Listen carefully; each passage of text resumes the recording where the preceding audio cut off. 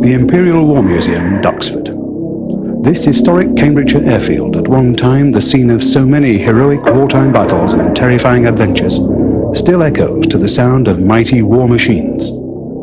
Now, their days of fighting long behind them, their only mission is to entertain vast numbers of people at air displays across the length and breadth of Europe. They remain, as perhaps they should, as living reminders of some of mankind's finest achievements through one of its darkest periods.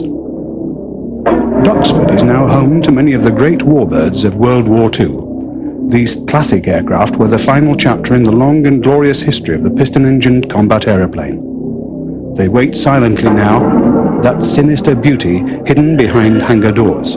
Their awesome power sleeps peacefully until woken once again in an ear-splitting roar of defiance to take to the skies. The Radial pair, Europe's only warbird formation aerobatic display team, operate these two North American Harvards. Built in Montreal, Canada in 1943, they're now owned by Gary Numan and Norman Lees, two of Britain's most experienced display pilots. They're men from two very different walks of life, but with the same overpowering obsession, air display flying. Fast and furious, with no margin for error, display flying is a stunning spectacle of noise and power, of speed and excitement, but unquestionably, it is one of the most dangerous and demanding disciplines in aviation. What then brought these two men together?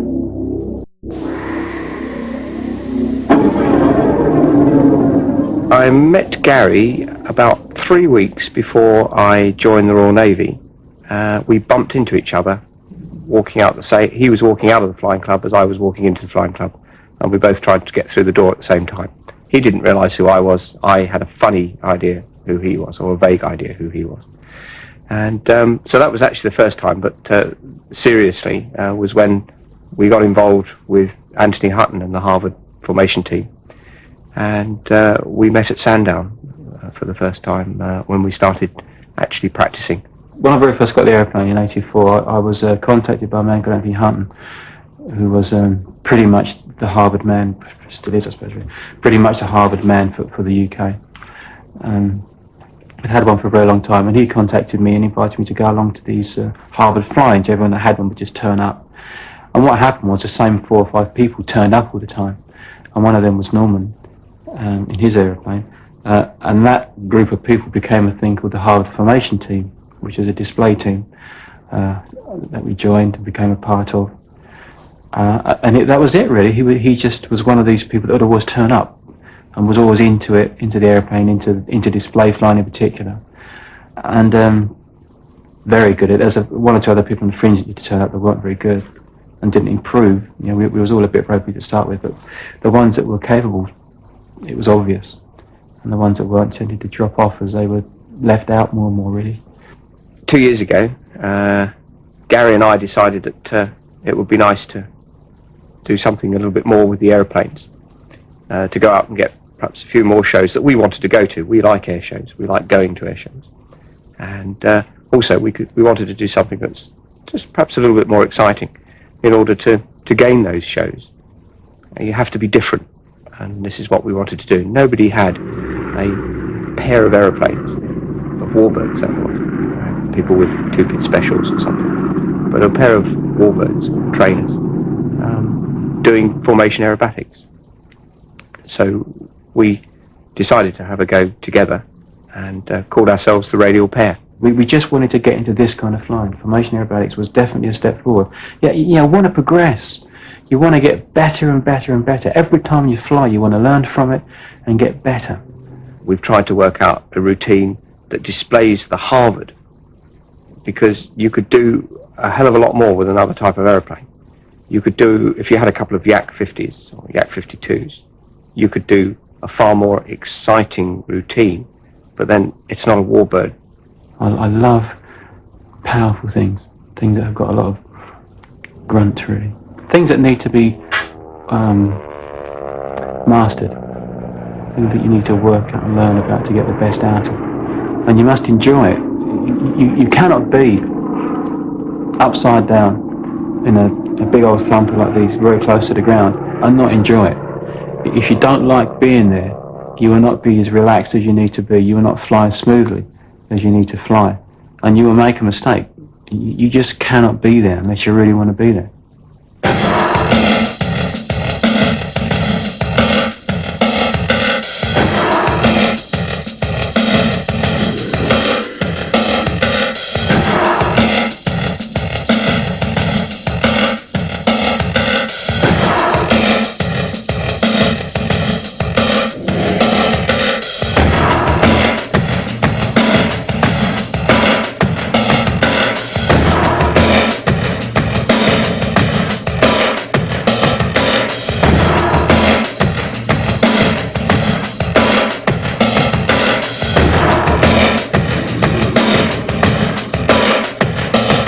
World War II aeroplanes are demanding machines to fly.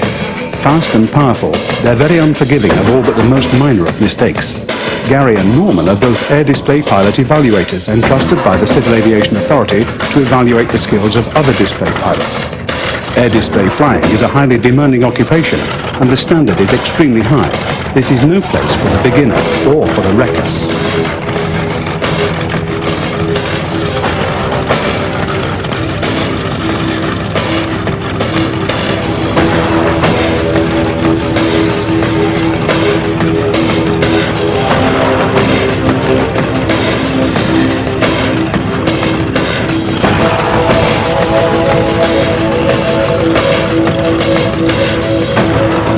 At various points in the display I'm looking for a number of things. It depends on the manoeuvre and the weather often as to what you're looking for.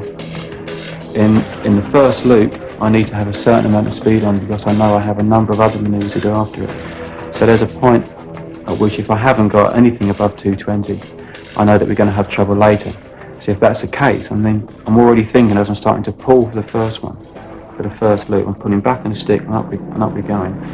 I'm having to do certain things with the power to give Norman, in the other half, enough headroom, if you like, with his power. He'll always need to have more available to him than what I'm running, always, to stay where he is. You must fly extremely smoothly. If I even just nudge the stick a little bit, Norman will come out like that. My whole concentration is obviously not hitting Gary. Simple as that. And staying in position all the time. So the number one priority is we don't hit each other. Number two priority is that I don't go so far away from him in order not to hit him that it looks untidy. It's all on judgment from practice. You get this picture in your mind of what the aeroplane looks like at a certain distance. I think you're always looking for something more that you can do with the airplane. You're always looking to fly that bit better, so you can get one more manoeuvre out of it before it runs out of speed. Our aeroplanes, although we have a lot of power, we don't really have enough for the size and design of the aeroplane. And so as you go into a manoeuvre, you will enter it at a particular speed, go up and say it's a loop, go over the top and come out. And when you come out of it, you would have lost about 20 miles an hour, 15, 20 miles an hour within that manoeuvre, because it doesn't have enough power to keep itself going and up to speed all the time. So you start from a dive very, very fast and keep on progressing. The better you are at it and the smoother you fly, the better you fly the manoeuvres, the more you can do, because every time you do that trade-off of energy, you sort of start low and fast, you get high and slow, you then convert that height back into speed again on the way down, and you are trading one kind of energy for another. And every time you trade it, you lose some. You pay a price, you pay like your 15%, whatever it is, in energy loss for the transition. You're not working with a bank, really, for energy, you know. And the better you are, the less you pay.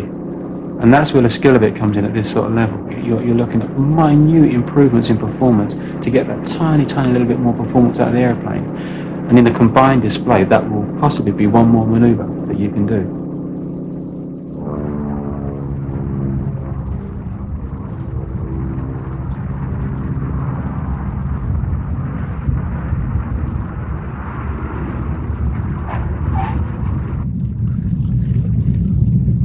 Flying formation aerobatics requires a curious mixture of confidence and caution, not only in the leader's own abilities, but in those of his teammate.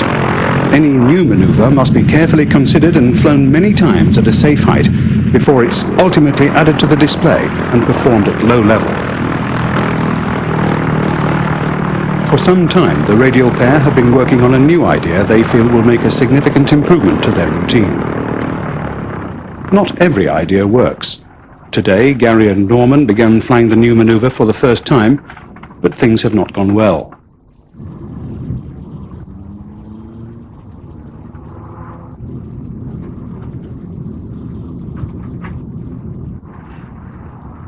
The Harvard's Pratt & Whitney radial engine developed some 600 horsepower at full throttle, but in this case, it wasn't powerful enough. I just don't think we're going to have enough energy to get that to turn and that to the brake. By the time we come out the brake, we're going to be doing the second half even at minimum speed. Yeah, right. We're not really going to have enough from there. Then we'll have two verticals for the And that's what we've got to work out. That's some of the energy. Yeah, I just don't think the aircraft's capable. Well, you see the airplane or me.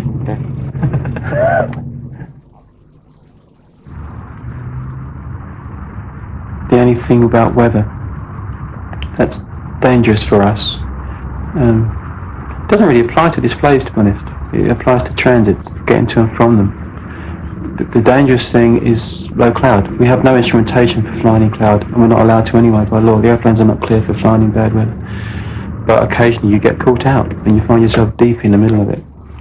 Up to the neck in poo, as my friend said. The thing I really get stressed about and really get concerned about is getting to and from the displays.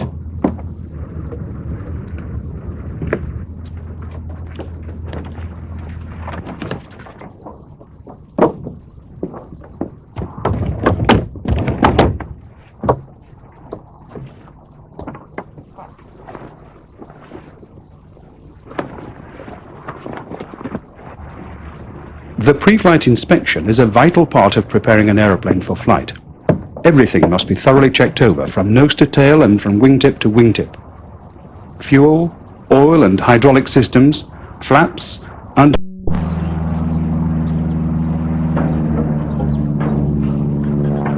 We were trying to get to Cosford once, a place up northwest of Birmingham. There's a lot of us, about 5 of us in formation. And the weather came down.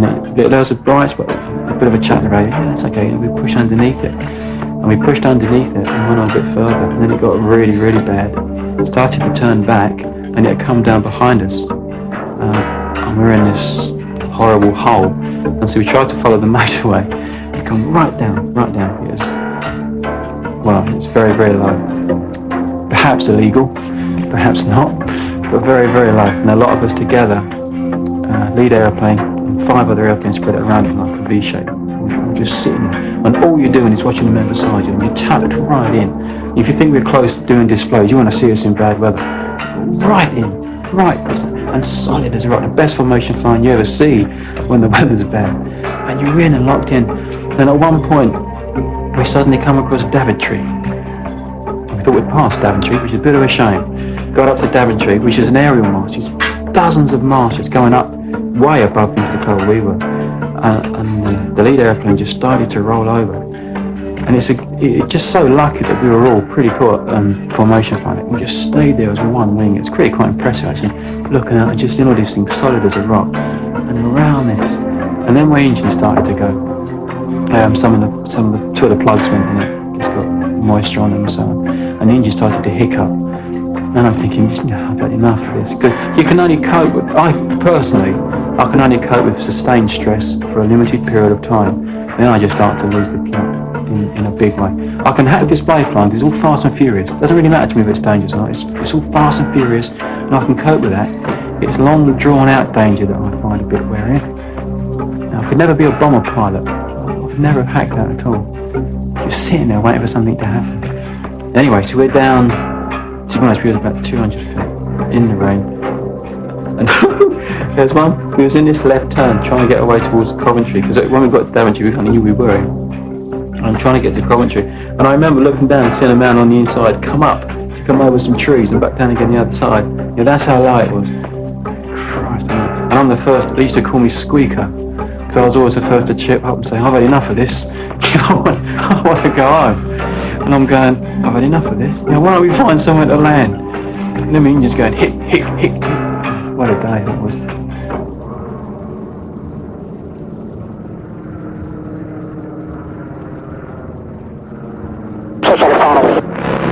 Charlie's clear to land, 1003012 knots. Poor weather conditions persisted not just for the first 100 miles, but for almost the entire flight. And although managing to avoid the worst of it, it's with some relief that Gary finally touches down at Blackpool Airport.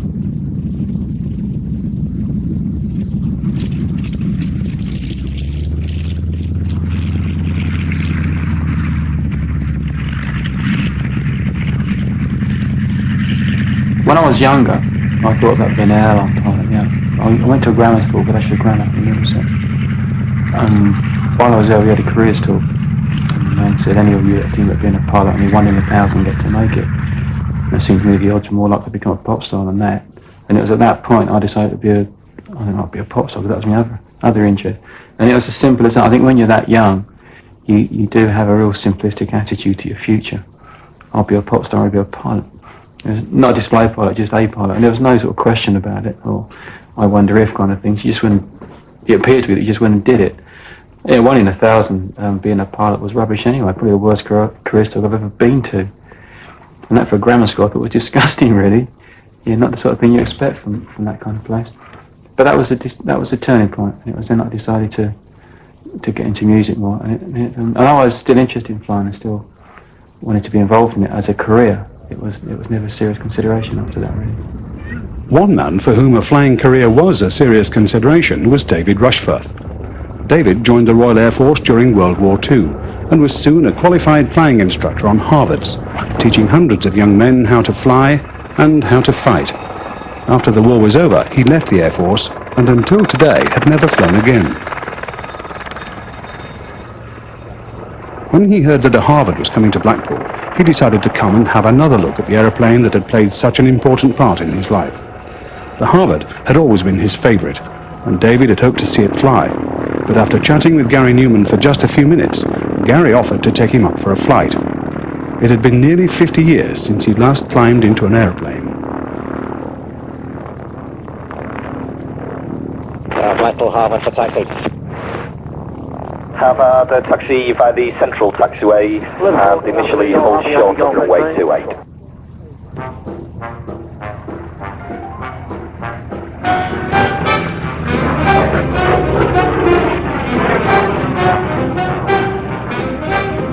Sierra Charlie, left one out, clear take off runway 13, wind is 04010.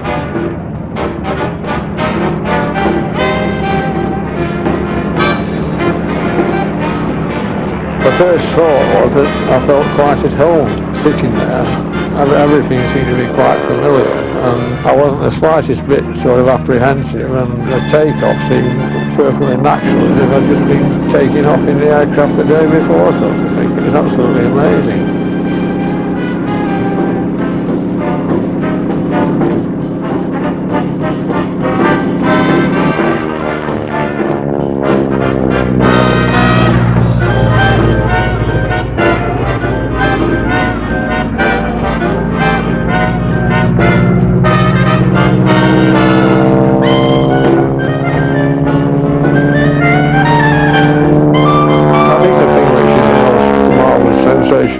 Is doing aerobatics.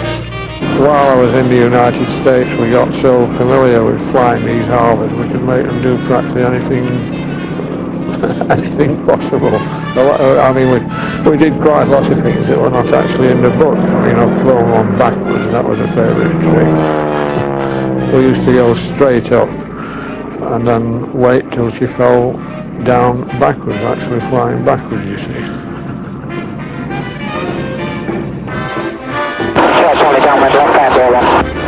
Charlie, report finals runway 10, you're number 1. 10, just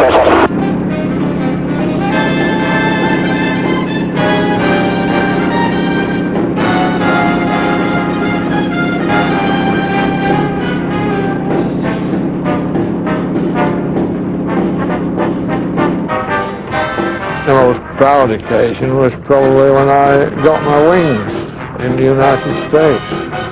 Another proud occasion, of course, when I did my first solo at Yeadon in Yorkshire.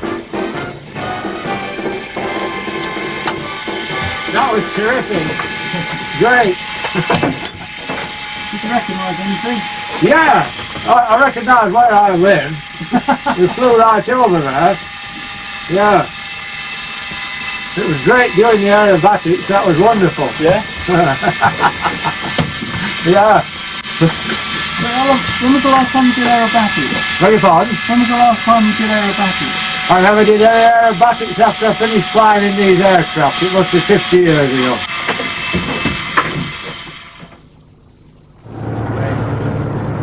Sunday morning.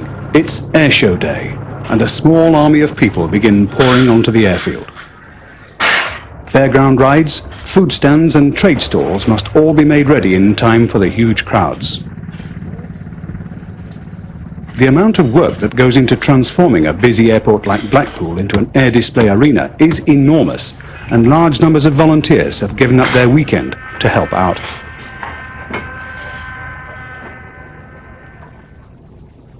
Aircraft of all shapes and sizes are here. Fast jets, their bodies sleek and menacing like a shark, glisten in the watery sunlight. Some of the most powerful and potent flying machines ever built have arrived, with more expected throughout the day. Giant military transports sit beside tiny wood and canvas biplanes. A cross-section of the last 75 years of aviation has been gathered together for today's display. Soon they will come to life once more and shatter the peaceful quiet of the morning. Fighters, bombers, trainers and helicopters from around the world wait silently, the calm before the storm. In the midst of all this effort, it's easy to forget that to the majority of the pilots here, display flying is not a profession, but a hobby. I write music throughout the year, the first part of the year, weekdays, weekends, whatever.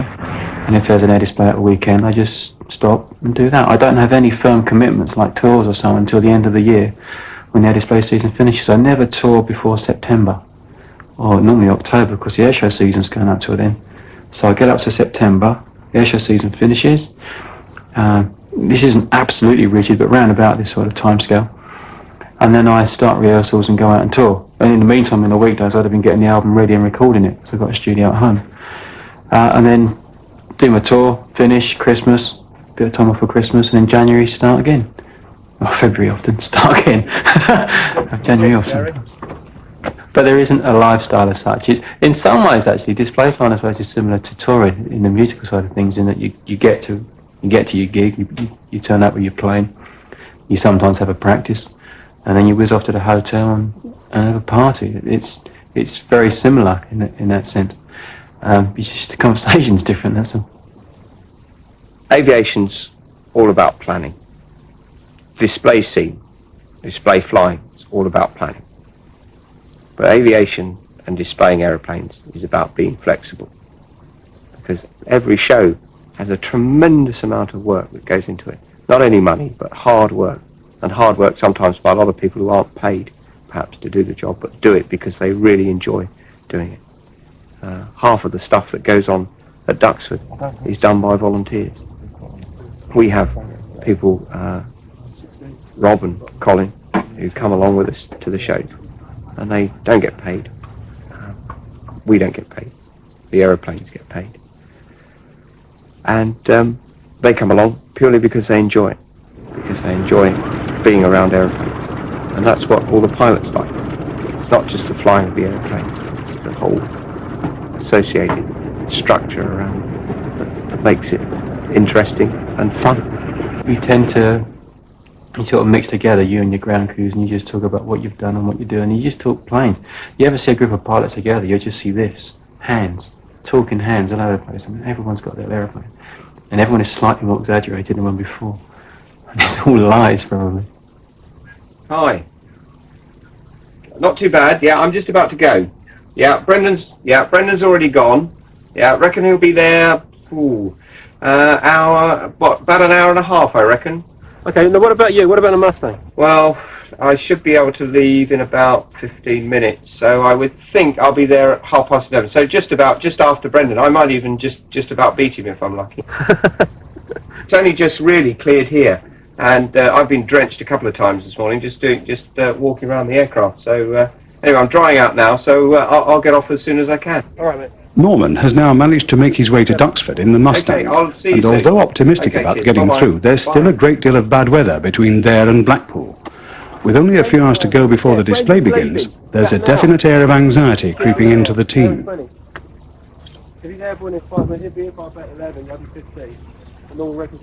To make matters worse, a fault's been found in the smoke generating system on Gary's aircraft.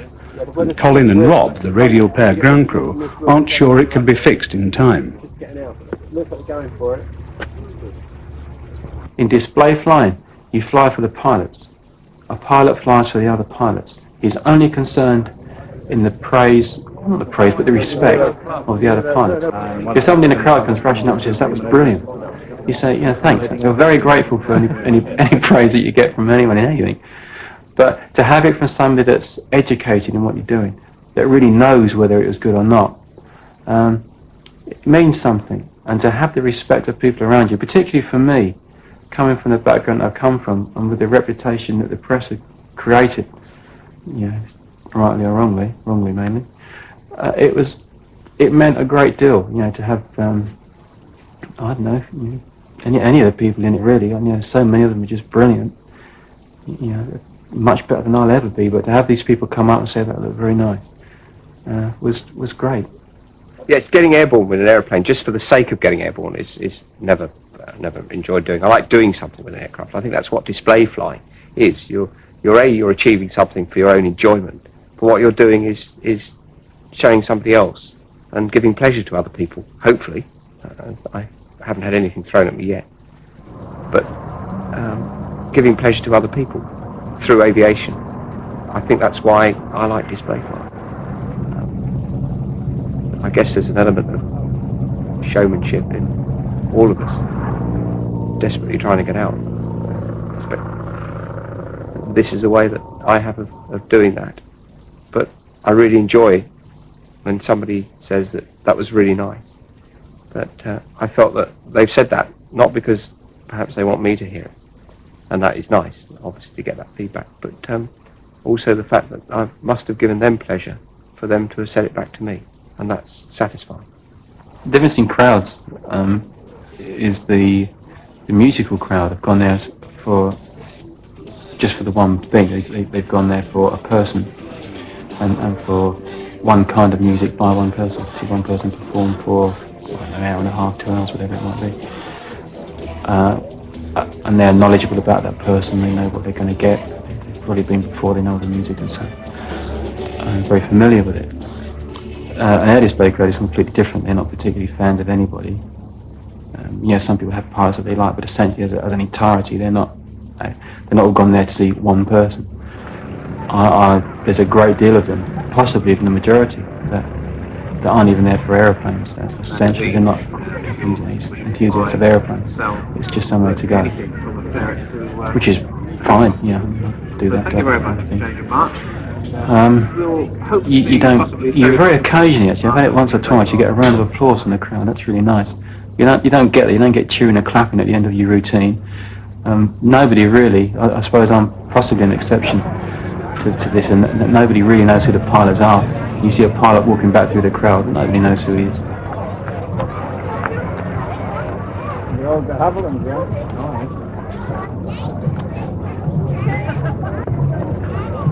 Oh, thanks very much. Cheers. Can we get some chips?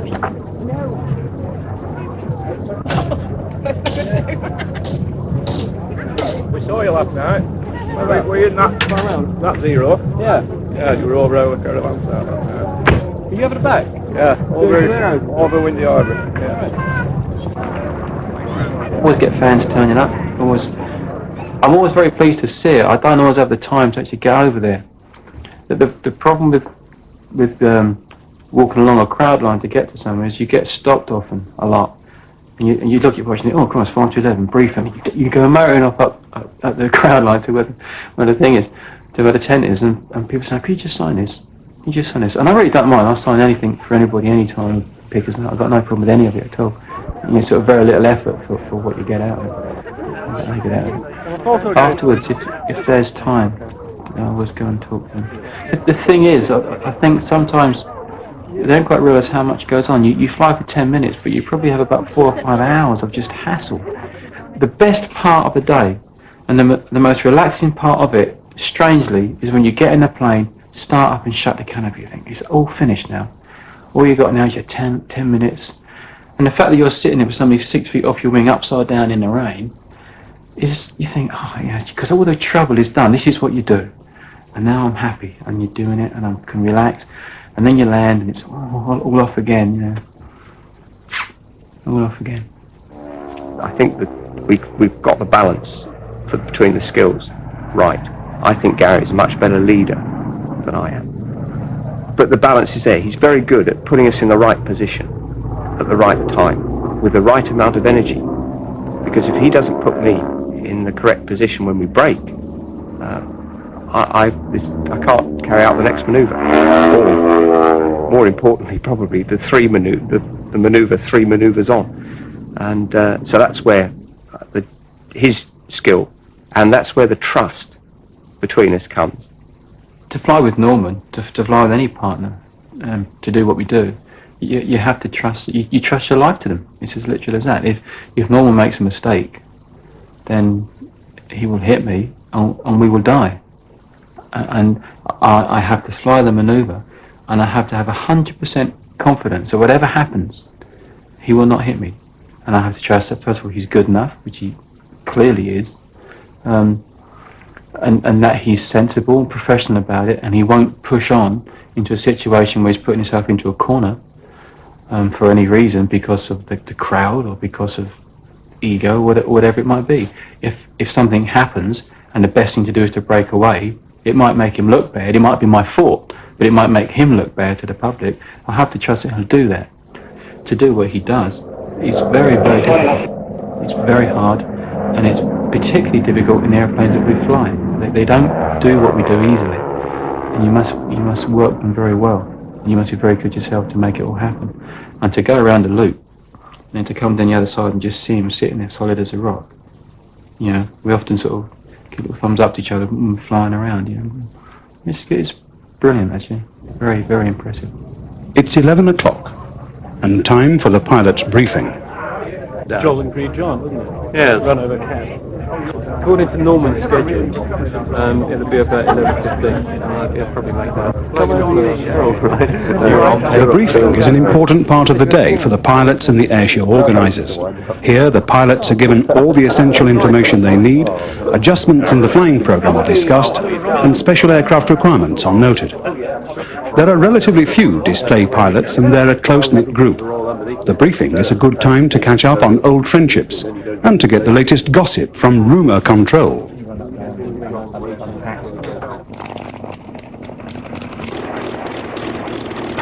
At last, Norman arrives in the Mustang.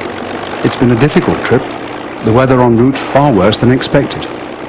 And there's still no sign of the other Harvard. There are fears that the pilot may have diverted to another airfield because of the weather and will not be arriving in Blackpool at all.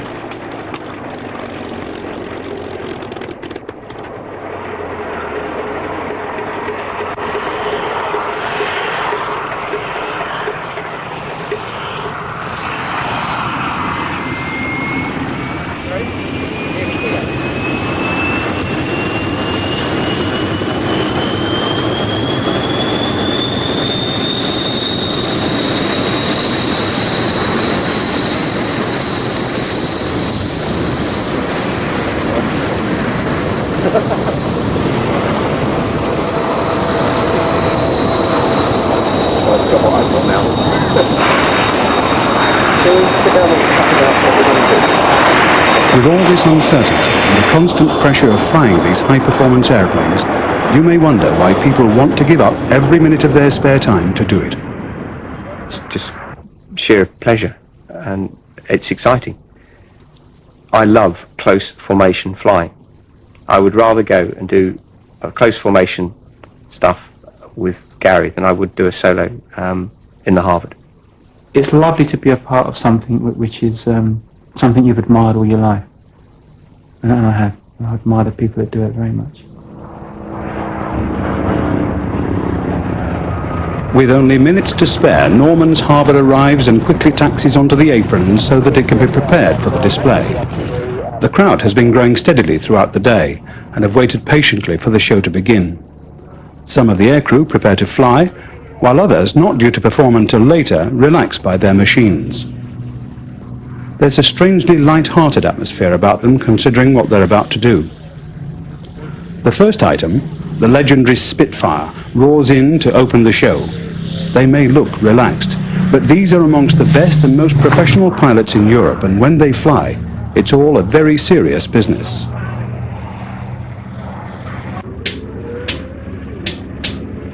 One by one, these once deadly machines are brought back to life and the air begins to fill with the noise of power and the smell of high-octane fuel. For the Radial pair, this is what it's all about.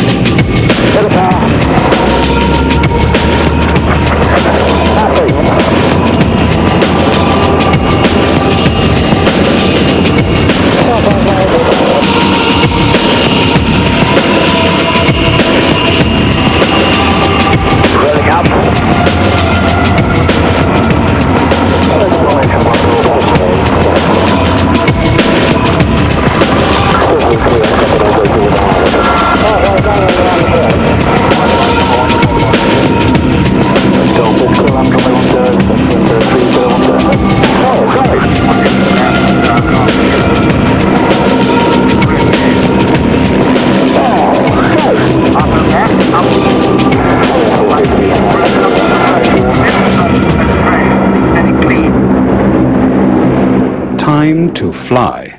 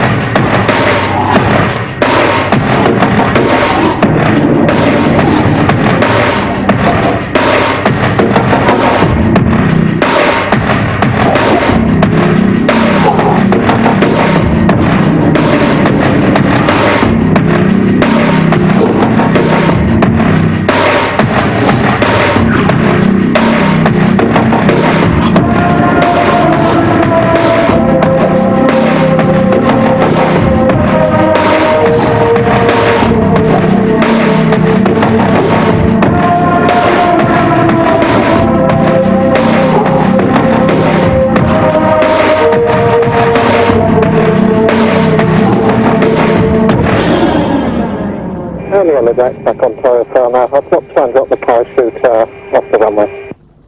Harvard, clear takeoff, service wind 310, 10 knots.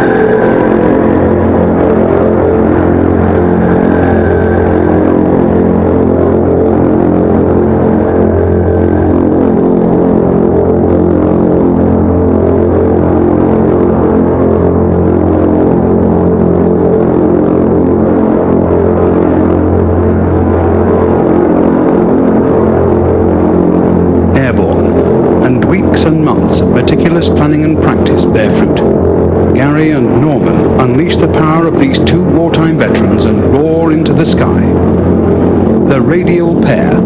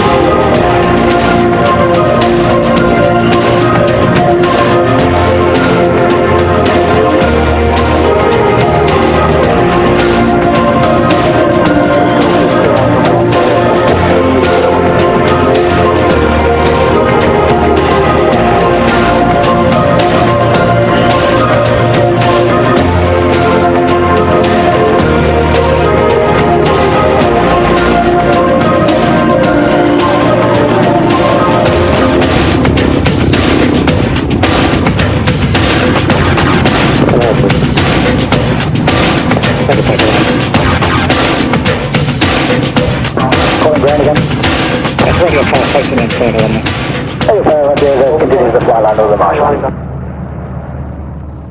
You take off, you arrive at a venue, you go to the brief, the weather's still good, you do a good display.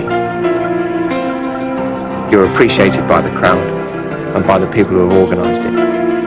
You get home in the evening after a nice transit back, put the aeroplanes to bed, unmarked, you then drive yourself home, unmarked again by the people trying to kill you on the M25. And that's a good day in a Harvard, or a good day in any aeroplane. To be able to get into these machines and to fly them around the way we do and do what we do is incredibly exciting and very, very rewarding. And you get out of this and you might be tired, but you know you've done something that very few other people can do. And there's just no better feeling than that in the world, I think.